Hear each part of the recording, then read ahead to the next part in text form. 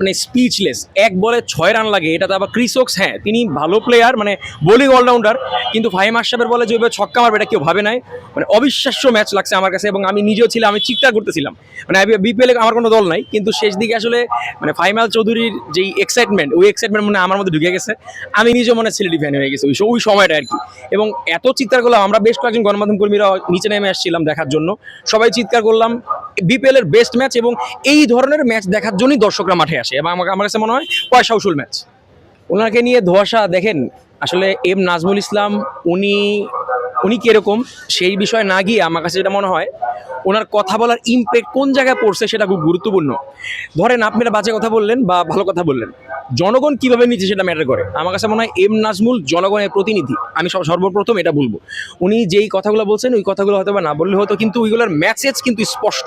মানে ওনার কনটেক্সট যেগুলো ছিল, কনটেক্সটটা কিন্তু মিথ্যা ছিল না। উনি যেই কনটেক্সটে কথা বলছে ওই কথাগুলো অ্যাকুরেট। আপনি দেখেন এত কিছুর পরে উনি কিন্তু বিসিবিতে গেল, গতকালকে আসছিলেন, আমার সঙ্গে ওনার কথা হয়েছিল বেশ। উনি বেশ কনফিডেন্ট। আসলে আপনি তখনই কনফিডেন্ট থাকবেন যখন আপনি ভুল করবেন না। হ্যাঁ, হয়তোবা বিসিবি পরিচালক হিসেবে ওই জায়গা থেকে কিছু শব্দ চয়নে উনি একটু নিজেকে সংযত করা ওনার উচিত, কিন্তু উনি ভুল কিছু বলেন না। এই জায়গায় আমি আগেও মতামত দিয়েছিলাম যে আমার কাছে মনে হয় whatever he said was right, কনটেক্সটটা। এটা আমি এখনও বলবো, পরবর্তী সময় বলবো। আমার কাছে মনে হয় উনি খারাপ কিছু বলেন না, এবং ওনাকে শোকজ দেওয়া হয়েছে, উনি আবার সেটার পাল্টা একটা চিঠিও দিয়েছে। আমার কাছে মনে হয় না শেষ পর্যন্ত ওনাকে একেবারে বাদ দিতে পারবে।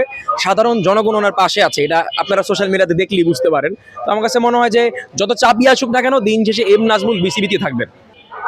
দেখেন, যতটুকু জানলাম যে স্কটল্যান্ডের এই বিষয়টা পুরোপুরি সত্য না, আবার দেখলাম অনেক জায়গায় সত্য। এখন কি হতে পারে, কারণ প্রতিদিনই অনেক অনেক নতুন নতুন নিউজ আসতেছে, সবগুলো বিশ্বাস করা যাবে না। বাট আমার কাছে মনে হয় বাংলাদেশ বিশ্ব খেলতে পারবে না, কারণ আপনি যতই বলেন না কেন আইসিসি মানেই বিসিসিআই, এটা একদম সত্য কথা। হ্যাঁ, তো ওরা কোনোভাবেই চাইবে না যাই খেললে তোমার তো ভারতে এসে খেলা লাগবে, ওরা খেলতে দিব না, এটা ওদের একটা পারসেপশন, এবং ওরা ওই পারসেপশন স্ট্রিক্ট আছে এখনো। এবং আমার কাছে মনে হয় বাংলাদেশ নিরপেক্ষ ভেন্যু পাবে না, এবং না পেলেও আমাদের কোনো সমস্যা নেই।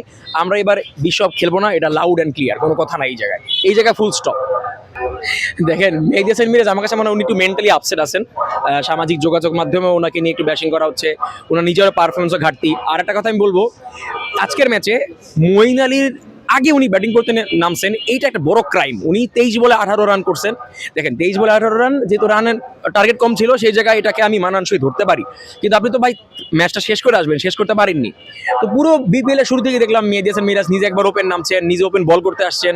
উনি আসলে পাজেলড হয়ে আছেন ওনার পারফরমেন্সে ঘাটতির কারণে।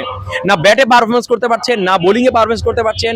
ক্যাপ্টেন্সিটাও খুব বেশি ভালো হচ্ছে এরকম না, মানে